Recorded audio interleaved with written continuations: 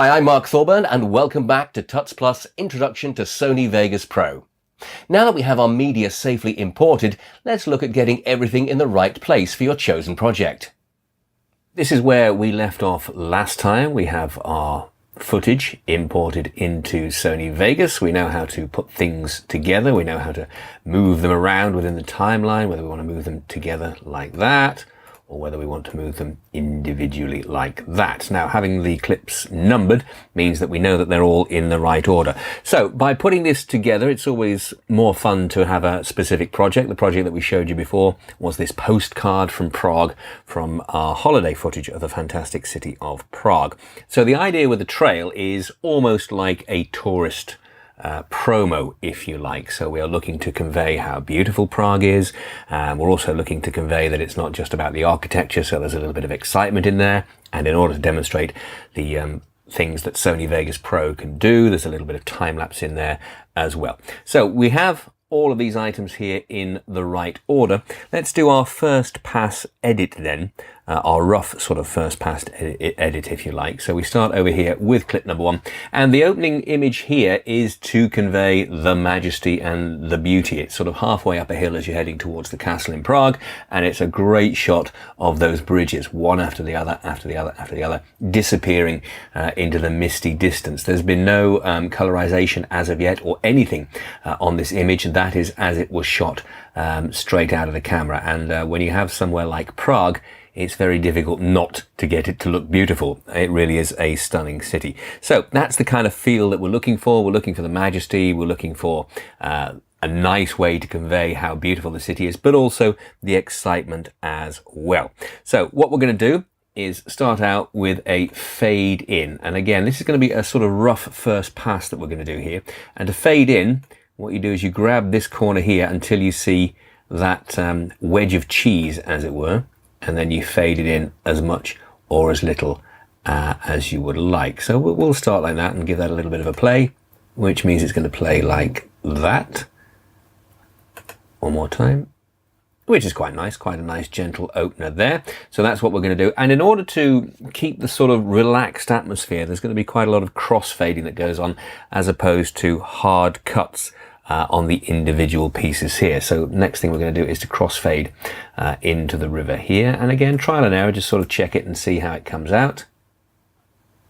It's a nice crossfade. Works very well. Yep, I'm happy with that. And then we'll carry on. We'll move on to the bridge sequence here. We don't want to spend too long, by the way. So once again, just remember it's the left mouse button, grab the end and shorten it down. So let's have a look at our lengths here. They're not too bad.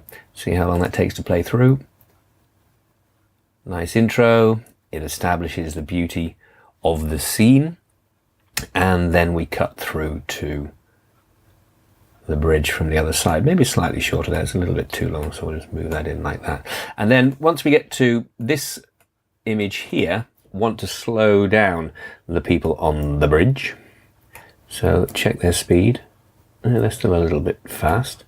So again, it's control, grab the end and pull it out like that. Yeah, it's not too bad. They're still a little fast. I think we can afford with this frame rate to go a little slower. Let's have a look. Yeah, that's nice. That's very nice.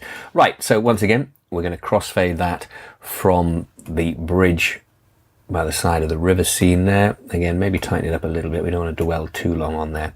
And roughly get these in the right position. So we start out establishing the beauty of the city with the bridges looking from the distance, and then a closer shot onto the Charles Bridge, one of the main tourist attractions, which then flips to, again, the Charles Bridge, but this is from above, taken from one of the towers that you can see at either end of the bridge.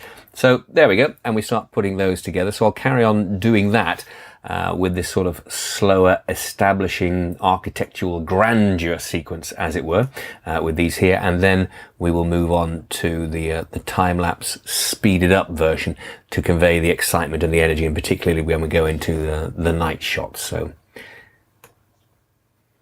the change of pace comes with this here. This was filmed and this has been pre-rendered to be sped up because it was over quite a bit of time, just sitting on a bench in the castle square, which you see here. And one of those fortuitous things that happens is a lady came, this lady here, and stood studying her map or tourist guide or whatever it was, whilst everybody else is milling around. She stands pretty much perfectly still. So this sequence, as is like that, which is great. She's a brilliant reference point. Yes, she's slightly in the middle of the frame, but whilst everybody else is doing their thing, she stands still, which I think is a really nice effect. But again, this is going to change the mood of the Prague promo, as it were.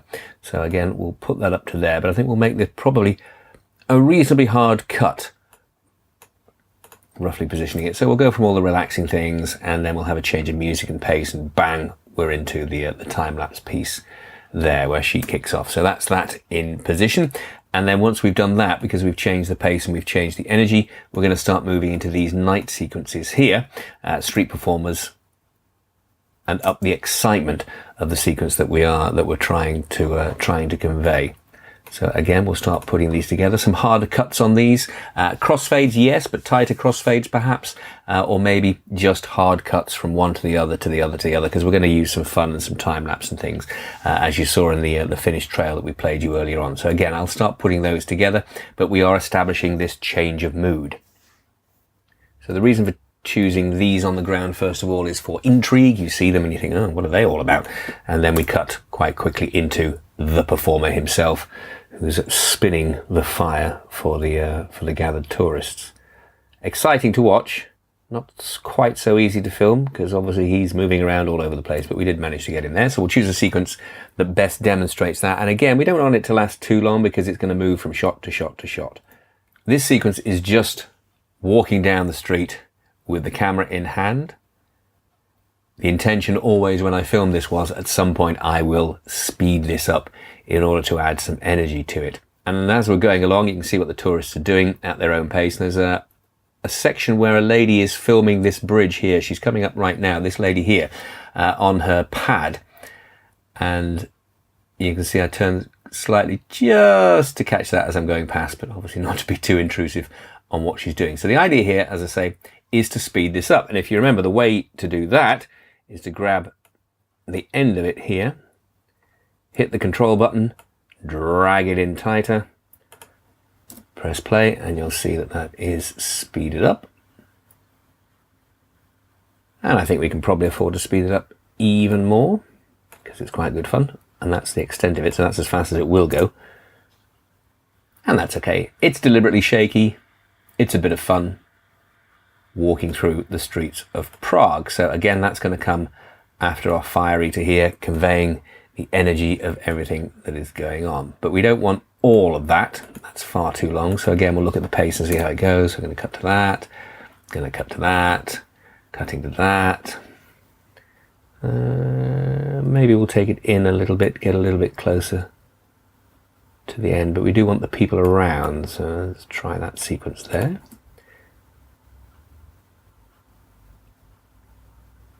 And I do particularly like that sweep to the right where the lady has her pad. So let's take it a little bit further up and try that. There she is, and back to the gate. That's fine. That's fine. And then we'll trim it in because we don't need too much on the end. So there we go. We're starting on the sequence there, and I'll continue to put the rest of the bits and pieces together that we've got here. Again, we slow it down once we get here because we've got the night majesty of the various buildings. Oh, that's in the daytime part, but the night part here. So we've gone from our frantic situation through the streets at speed, and then we're going to take it down a bit. Something else that you might want to do, you see here we've got the castle in that third position there, but if we wanted to, we open up this window here, and this is where obviously we can move in and move out without losing definition. I think if we have the cathedral, rather, not the castle, there, I think it benefits slightly from just moving a little more to that third position, and that's not going to ruin the definition at all. So you just have your square here and move in on the frame like that. If you wanted to create the movement yourself across the timeline, there's the duration of the clip there, and you can put in your keyframes, anywhere you like. So as it plays at the moment, it stays static, but if we wanted to, at the end of the clip, move it to there, move it in like that, it's created, as you can see there, a keyframe marker, and then when we play this, you will see ever so slowly, but it is slowly zooming in. So there we have it, rough positioning with no audio whatsoever of how our postcard from Prague trail is going to be. We've got the crossfades in there. Quick reminder, if you want to change the frames, then you can do so like that. Just click the little square there and go for it. So we've got everything in the rough position of where we want it to be on our first pass. So, now that we have our first rough pass completed, we can look at refining our project and the basic audio tools available within Sony Vegas Pro. I'm Mark Thorburn. Thanks for watching.